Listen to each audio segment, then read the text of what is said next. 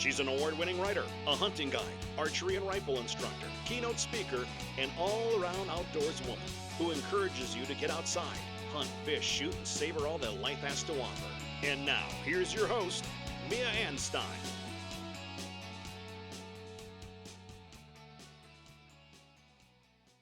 Hey, hi, hello. I hope you're doing well. It is definitely feeling like fall in Southwest Colorado. And with that, as our early seasons are coming to a close and the weather is showing definite signs of fall, we are looking forward to additional big game hunts. And last year, Leah and I hunted together for mule deer bucks during one of the rifle seasons. And one cool foggy morning, she tagged a beautiful mule deer buck. But with this memory, I want to share the story with you, but also some information from Colorado Parks and Wildlife about chronic wasting disease and the testing requirements that we might have in the areas where we're hunting.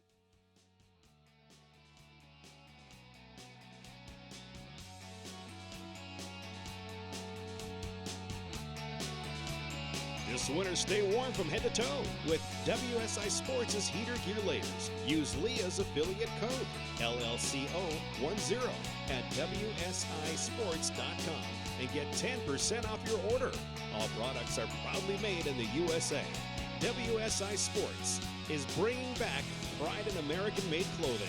That code, once again, LLCO10 for 10% off at WSISports.com.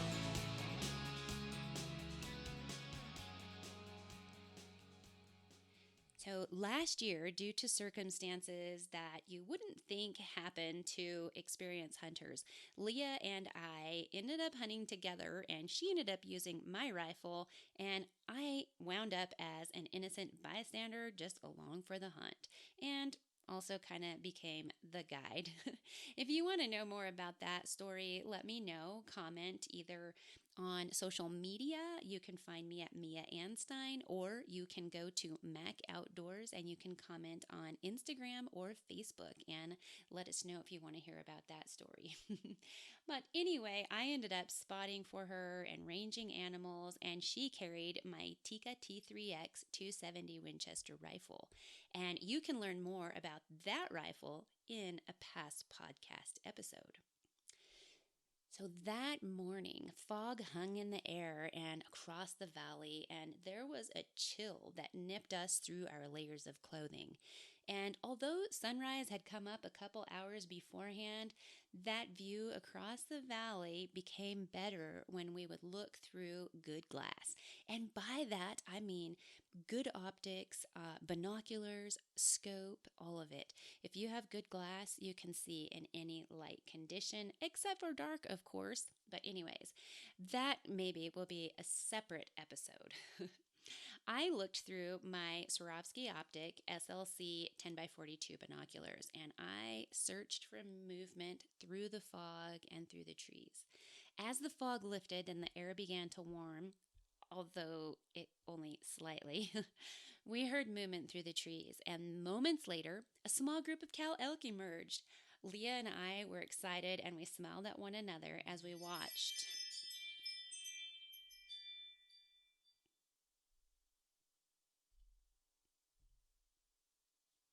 Leah and I were excited, and we smiled at one another as we watched these beautiful ladies.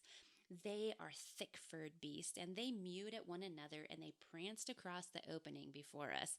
They'd stop occasionally for a bite of dewy grass, and at times they would turn to each other and mock one another and tussle.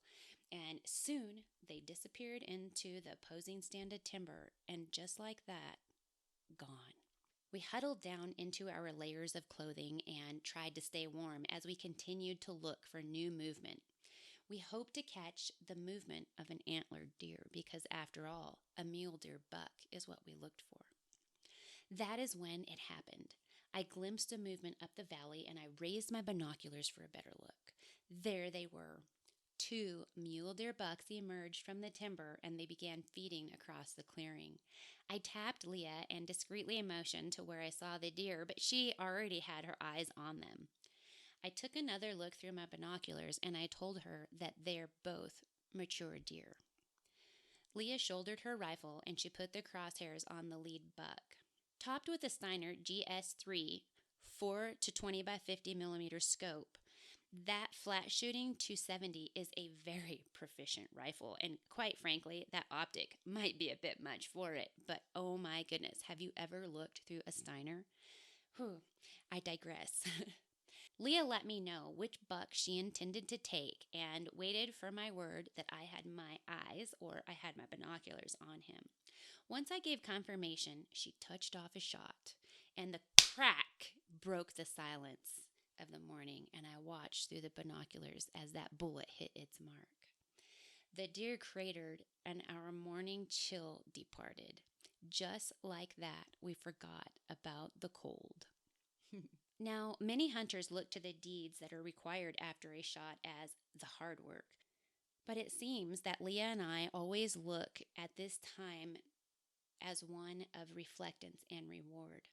This hunt wasn't one of the most difficult ones, but it was work. They're all work. And now it was time to take care of our reward. The two of us marched up the valley, and Leah beamed as she lay her hands on the majestic beast. We paid our respects, gave thanks, and we took remembrance photos. After that, the knives came out, and we began to field dress the deer, which would later be processed in the kitchen of our house and then used for many healthy meals. While we dressed out the deer, we remembered that Colorado Parks and Wildlife requires the head to be processed for testing. A field tech would take a lymph node from the base of the buck's skull, and it would be sent off to a lab for chronic wasting disease testing. And this is something that I will be talking about in a few minutes. The story that I'm sharing, it serves as a reminder not only about the CWD test, but also about the hunt. Things that I'd like you to think about is, do you remember and embrace the details of your quests? The good, the bad, the magnificent, the ordinary scenes? Do they make a mark in your mind? I hope that you will remember to check and see if in your area there is a CWD test requirement this year. And also, I hope that you will remember to savor the details of your outdoors experience. It is always an adventure and one to be remembered and hopefully shared with others in the future. Now I will be back to talk to you in just a minute about chronic wasting disease testing and messages you might be receiving. For the love of the outdoors, open spaces, and mountains, shop www.mia.limited/1. The Mac Outdoors Mountains Are Calling series of apparel is perfect for you or your loved ones. Support the channel and shop now. www.mia.limited/1.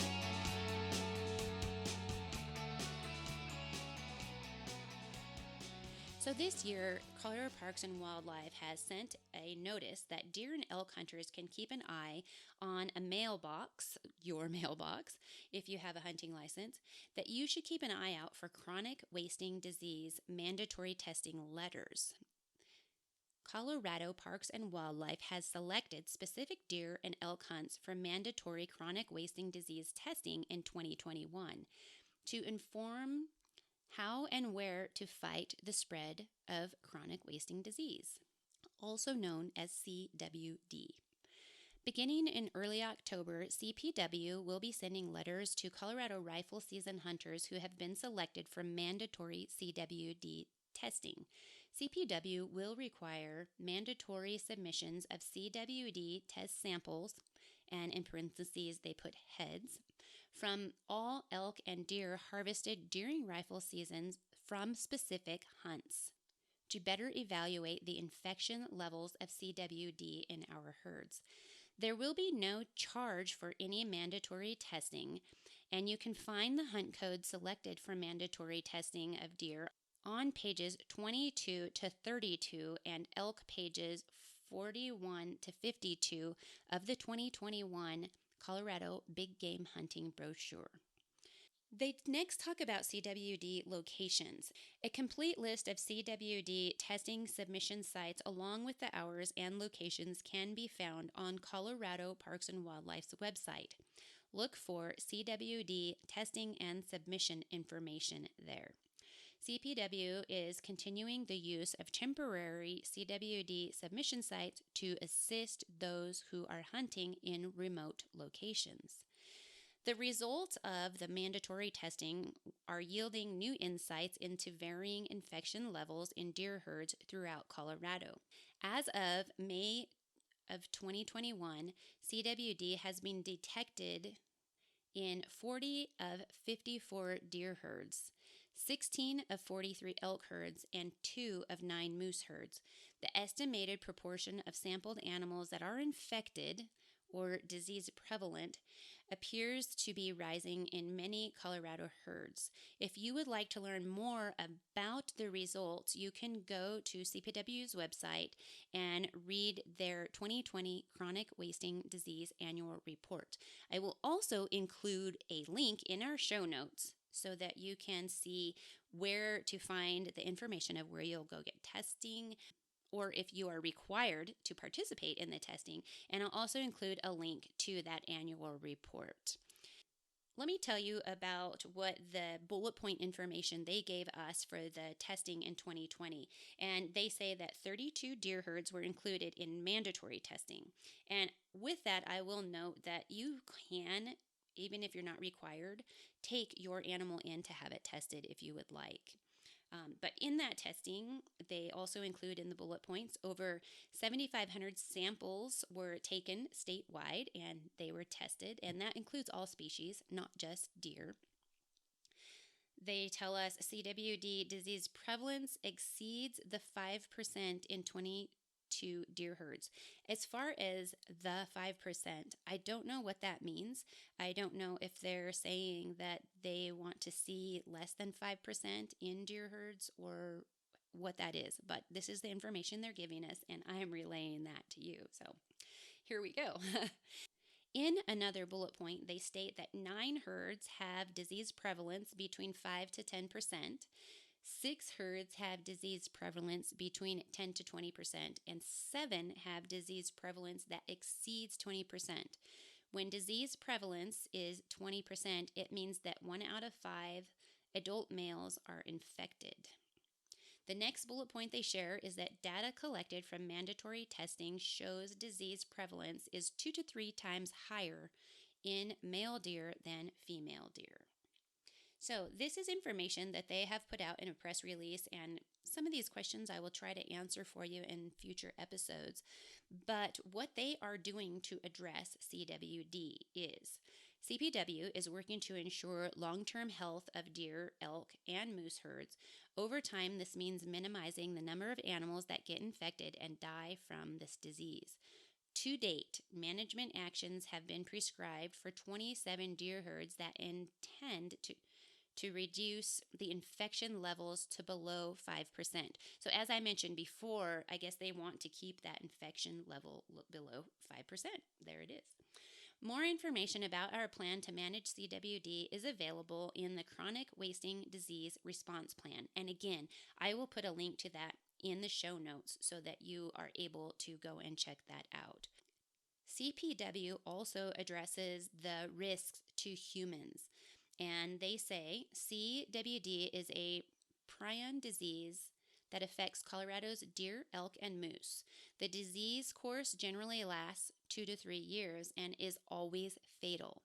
Although there has been no evidence that CWD has yet been transmitted to humans, the Center for Disease Control, along with CPW, recommend that hunters not eat the meat of a CWD-infected animal. And this is something that I often have people ask about. Okay, if we can't eat the meat, then what do we do? And what I have been told in the past is that CPW will issue you another hunting license. One thing that I do know is that the results of the tests, it takes a couple weeks to get those back. So you may have already eaten some of that animal, and they say that there is no evidence that it's been transmitted to humans, so you hopefully will still be safe. But you may want to dispose of the remainder of your meat that you have already either processed yourself or paid to have processed. This is something that we just have to deal with as hunters. It's something that we need to be aware of, and we need to know that it's a risk we're taking when we are hunting in areas where there is CWD. I am told that Parks and Wildlife will issue another hunting license. However, the hunting season may be over. So this is an issue that I will be reporting and expanding in an ongoing basis as I learn more about it. If you have information about CWD and the issues that we're talking about, at least in Colorado, this is Colorado specific, the report that I'm giving you. I am aware that it is in other states, and I do understand that. So you may have some type of testing that's required in your state as well. But if you have information, please share it with us. You can share it in the Mac Outdoors Instagram page or the Mac Outdoors Facebook page, and I will share that with others as well. I do try to relay information that you send to me in our podcast episodes, and I look forward to any information I can obtain, because if we are not learning, then we may as well not be doing anything, right? Anyway, I hope that you appreciate the deer hunting story and that you are informed by the CWD information, and I look forward to talking to you in a future episode. You can always reach out to me via email. The email address is contact@miaanstein.com, and again, anywhere on social media outlets, I would be happy to interact and share with you. Until next time, have a great one. Bye, guys.